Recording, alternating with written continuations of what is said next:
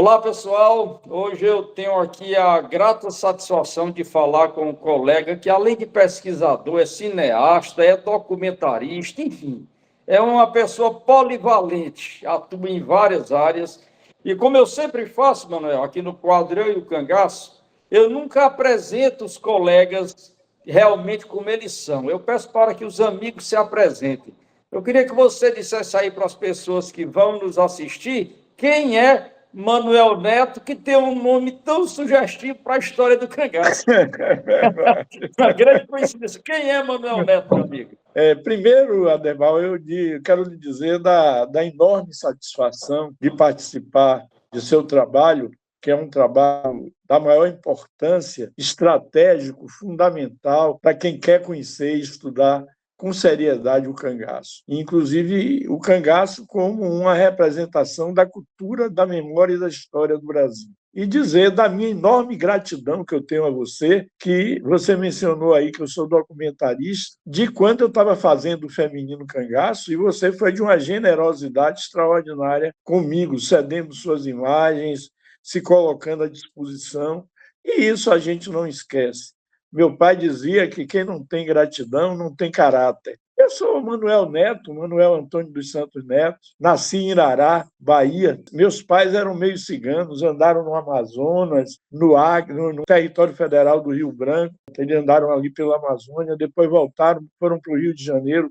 Do Rio de Janeiro vieram para a Bahia de volta e eu fui nascer em Irará, em 1954. Fiz o curso de História, sou historiador de formação, e enveredei pela pesquisa. Num primeiro momento, me interessou muito a questão do negro. Cheguei a escrever uma pequena brochura sobre a Guerra dos Malês na Bahia, e depois fiz vários artigos sobre os quilombos em Salvador, os quilombos na Bahia. Estudei muito, me dediquei muito a isso. Depois eu fui alfinetado, vamos dizer assim, pelo sertão. O sertão chegou para mim através de um convite para trabalhar num projeto da Universidade do Estado da Bahia. Entrei convidado pela professora Yara Dulce Bandeira de Ataíde, que coordenava um projeto Canudos. E aí é que eu tive minha inserção com o tema Canudos. Meu pai era um leitor dos sertões, um admirador dos sertões, e ele tinha aquele livro lá, mas eu nunca tinha parado para ler. Mas aí fui ler. Engraçado que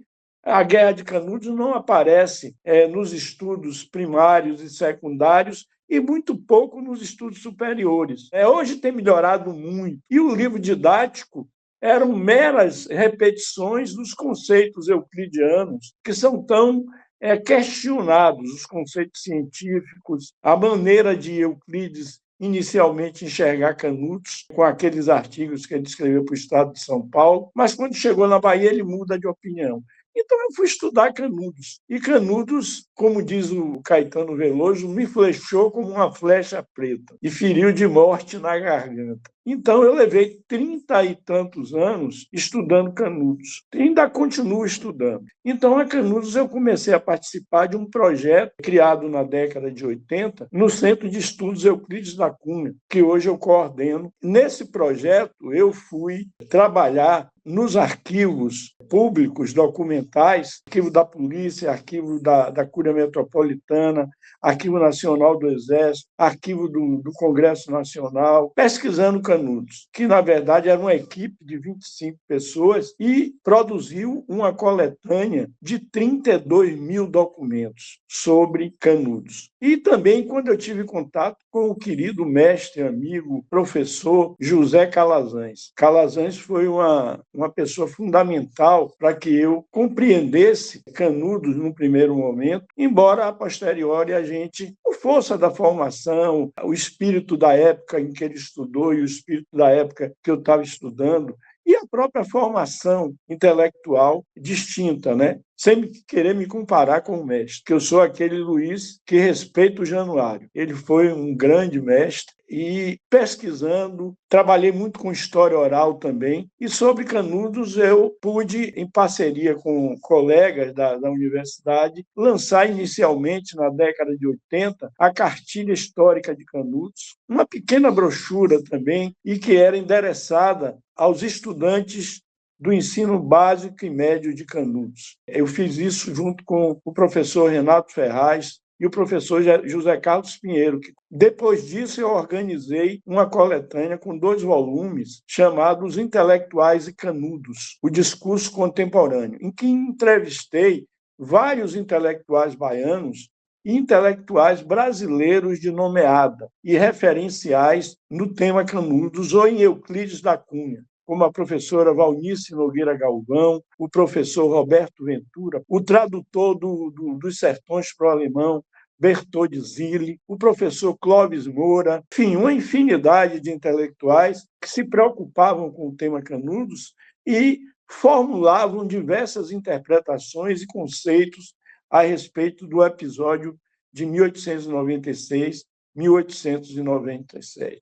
Então, Canudos vem a ser um divisor de águas na minha vida, porque se eu nasci na Porta do Sertão, que era Irará, eu vim também e passei grande parte da minha vida no litoral. E se fala muito dessa dicotomia, dessa dualidade entre litoral e sertão. Eu digo que os dois, num passe de mágica, se aproximaram para mim interiormente. Inclusive, Aderbal, tem uma coisa muito interessante. Como você está cansado de saber, você é um mestre e eu aprendo com você diariamente, vendo tudo que você produz, eu lhe acompanho. Canudos me levou também ao cangaço para estudar. O cangaço, na verdade, ele é parte de minha vida desde a infância, porque minha mãe morreu com 88 anos e tinha medo de lampião. E ela teve uma vivência pessoal. Meu avô, ele era fiscal de renda do Estado e andava muito pelo interior. E ele era um sujeito muito inquieto e falava muito, e andou falando de lampião nos lugares que passava. Você imagine o risco que isso representava, né? E um dia ele, naquela época, ainda na década de 30, início da década de 30,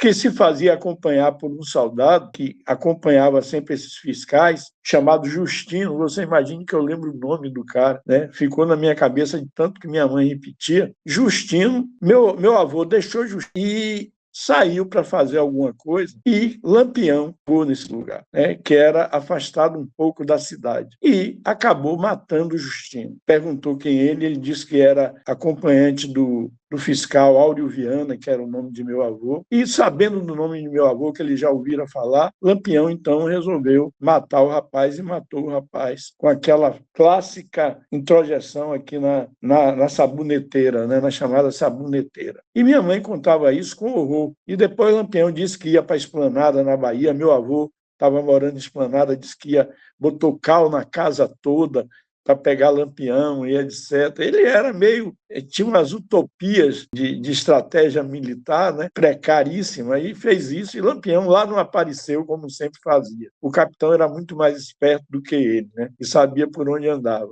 Então, e depois, quando eu estava estudando Canudos, uma coisa interessantíssima, Deval. Onde eu procurava Antônio Conselheiro, eu encontrava Lampião. Sempre tinha um depoimento de alguém que recebeu Lampião, que teve com o Lampião cara a cara, que viu Lampião. Depois, eu andando muito com os vaqueiros, porque eu fiz um documentário chamado Vaqueiros Canudos, esses vaqueiros que sempre andam nos confins das caatingas, me contavam muitas histórias. Eu me lembro de um vaqueiro, seu Manuel, lá do Canché, que me descreveu a entrada de Lampião no Canché com detalhes. Ele descreveu, inclusive, Lampião, o bando, toda...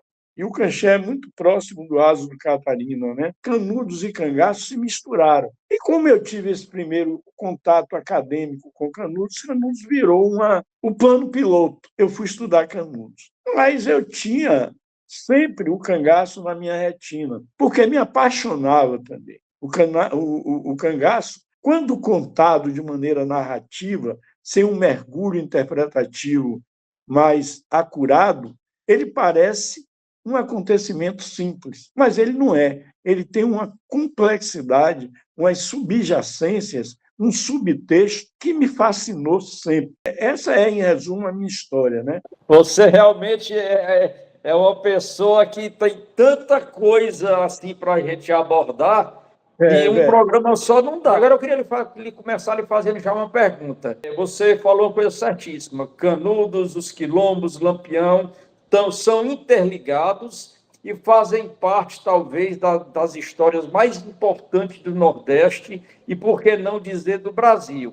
Na sua visão como professor, como historiador, por que que isso até hoje não é tratado nas escolas, desde o início até a universidade, como cadeiras importantes para o brasileiro conhecer a sua história? É que a educação brasileira, e isso é antigo, tem raízes antigas, a educação brasileira que vem do Império, que vem da República Velha, e que só vai mudar efetivamente seu foco, ou se vai se transformar conceitualmente a partir da década de 50, 60, com o advento de Paulo Freire e outros estudiosos brasileiros, é uma educação que é feita para narrar a presença das elites no panorama histórico brasileiro. E a cultura popular e a história popular, elas ficam de fora. Agora é que isso vem sendo recuperado. E o livro didático não foge disso. E havia também aquela formação da docência. Era uma docência formada a partir de uma visão conservadora da história, uma visão positivista, factualista da história. Não é, em verdade, que a descrição factual ela seja desprezível ou não seja importante. Ela é fundamental. Eu tive uma professora que dizia isso para mim. Sem os fatos, sem as datas, você não faz a história interpretativa, porque vão lhe faltar elementos cruciais para compreender esse processo. Mas essa formação, por outro lado, excluiu parte da história popular, e não é só Canudos, não é só os quilombos, não é só o cangaço. Você vai pegar o quebra-quilo no século XIX, você vai pegar aqui na Bahia pau de colher, o caldeirão grande, enfim, os múqueres no sul do Brasil, o contestado, eles aparecem de uma maneira sombreada nessa historiografia, nessa historicidade assentada sobre a história das elites, das classes dominantes brasileiras. Por isso, esse afastamento, esse sombreamento, essa anulação da história popular, da cultura popular, nos livros didáticos, no ensino nas salas de aula. Isso é, inclusive, uma coisa que ainda precisa ser recuperada com mais enfatismo, né? É preciso dar maior intensidade, maior presença. Eu me lembro, quando eu ensinava no ensino médio, eu dava aos meus alunos, eu fazia todo ano isso, né? Eu dava a eles a tarefa de pesquisar nos jornais o dia em que eles nasceram. O que é que aconteceu na cidade? Aí dizia, converse com seus avós, com seus pais, e vão nos jornais. Veja quais são as principais manchetes, vejam o que é que está acontecendo, para tentar contextualizá-los no próprio país. Senão você não desenvolve a cidadania, você não desenvolve o amor pelo país. Eu sempre costumo dizer que antes da gente conhecer o mundo, a gente tem que conhecer primeiro o nosso quintal. E eu queria também lhe dizer aqui que em janeiro próximo eu vou estar fazendo a Rota Mística, onde a gente vai fazer uma expedição por Canudos, pelo Caldeirão, conhecer a história do Beato, enfim, a gente vai estar fazendo isso. Agora eu queria, Manuel, adentrar aqui num trabalho que você fez, que eu achei fantástico, que eu queria que você me explicasse, me dissesse para a gente o porquê que você resolveu fazer esse trabalho e as dificuldades que você encontrou para realizá-lo. O feminino cangaço. Mas, na verdade, Adeval, começa pelo título, né? Porque as mulheres no cangaço têm várias abordagens. E já tinha, inclusive, um Globo Repórter, tinha esse título. E quando eu dizia as mulheres do cangaço, me faltava alguma coisa. As mulheres estiveram no cangaço, mas elas foram mais do que isso. Elas foram protagonistas também. Quem é que vai negar o protagonismo de uma Dadá, de uma Maria Bonita e de tantas outras que, direta ou indiretamente, participaram do cangaço? As minhas dificuldades foram muito grandes, porque não me satisfazia, não expressava exatamente o que é que eu estava pensando. E depois de muito refletir, eu e meu parceiro, Lucas Viana, chegamos e um dia me deu um estalo. Eu disse, por que não feminino cangaço? Porque, primeiro, a gente rompe com um preconceito, que é dizer que o cangaço também foi feminino. Num universo de machões, de cabra-macho, valentes, você dizer feminino cangaço pode soar como se a gente tivesse querendo afeminar, melhor dizendo, o cangaço. E não era isso. A intenção era dizer desse protagonismo e fazer emergir as mulheres que foram importantes e o papel que elas tiveram na transformação do cangaço sob vários aspectos. Então, fazer esse filme foi um grande desafio, porque a gente não tinha recursos, mas a gente buscou parcerias. Você, inclusive, foi um parceiro. Robério, outras pessoas, Lamartine Lima, Zoleone Coelho Fontes, Antônio Amauri, Luiz Rubem, o Frederico Pernambucano de Melo também. E fizemos uma parceria com a TV Universitária, que nos cedeu a infraestrutura da emissora e os equipamentos. Primeiro foi isso. Segundo, construir um roteiro que fosse um roteiro capaz de demonstrar isso, capaz de trazer essa fala emancipatória sobre o papel da mulher. E aí fomos buscar recursos também para poder viajar. Fomos a Recife, fomos a Piranhas, fomos a Sergipe, conversamos lá com Dona Expedita, com Vera, e foi construído penosamente o roteiro. Primeiro, porque era dizer sobre mulheres que transgrediram e que eram aviltadas o tempo todo pelos jornais da época. Eram tratadas como prostitutas, mulheres vulgares, licenciosas. A gente tinha que dobrar isso tudo, tinha que dar um salto sobre isso tudo, para transformá-las no que efetivamente elas foram, que foram mulheres capazes de desafiar os limites da sua época, que foram criadas para o lar, para dentro de casa, numa conjuntura paternalista, no domínio do coronelato, e que elas tiveram a ousadia de romper. Você imagine o que é uma Maria Bonita, casada, vivendo num lugar daquele pequeníssimo, largar o marido e seguir o Capitão Virgulino. Ela rompe. Tem um amigo meu, que é Tadeu Botelho, é um grande estudioso da vida de Corisco e de Dadá. Tadeu diz uma frase ele diz isso até no filme, né? Se alguém raptou alguém, no caso de Maria Bonita e Lampião, foi Maria que raptou Lampião, não Lampião que raptou Maria. Então, essa construção do feminino cangaço é uma construção